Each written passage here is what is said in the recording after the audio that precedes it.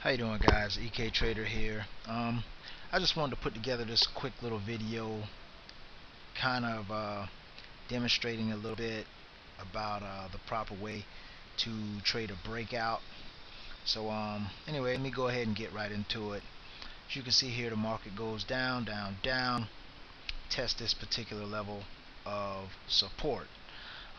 As I mentioned before in my latest blog entry, the smart people will wait for a pullback here, as it did right here, and then of course it took a little bit of time, but eventually the market rose up and created another level of resistance, which is probably matching some resistance that's over to the left. Okay, now market goes down, down, down, up, up, up.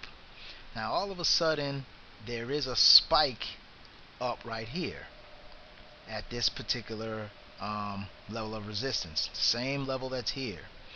This isn't a stop run, folks. Okay, just so you know, this is basically kind of a test. This is a test to see if there's going to be any takers at this price. Okay, the market makers and the specialists and the powers that be, they already know by whatever happens here whether or not if the future breakout is going to be likely. Okay, and judging by the volume, they probably weren't too pleased at that particular level. Now, as you go along, you notice that it tests here again and goes down, and it tests here again, goes down. It's testing this level a few times, but notice that it's never really going down. It's kind of just consolidating and then moving to the side. Now, this particular candle is of particular interest because the market goes up and tests the resistance level. It goes down, but this candle doesn't go down. That's an indication that there's a lot of buying going on and that the market should move higher. Now, judging by the volume, you really can't tell by that, but next thing you see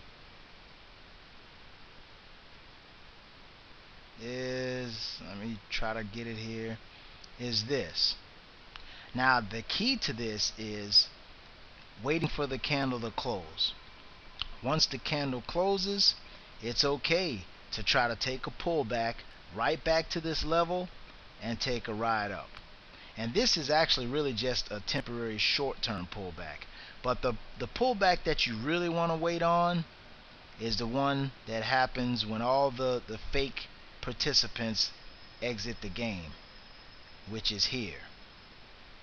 When you catch this pullback and it doesn't quite make it all the way back to the old resistance line, which is now the support line, which that's actually a good sign. It doesn't make it back to this line and it moves up, and from here you see the rally that ensues. And this is basically how you play a breakout. You wait for the break, you wait for the pullback, and then you catch your money to the upside. Some people, they like to get in a little early, just catch a few ticks there, whatever, if that's what you want to do. It's a viable strategy, and some people do it based on the volume spike. That's definitely also a viable strategy. But the typical way, if you're trying to catch a trend to play the breakout, is to let it break. Don't enter. Let it break. Buy the pullback. Take your money. Let it break.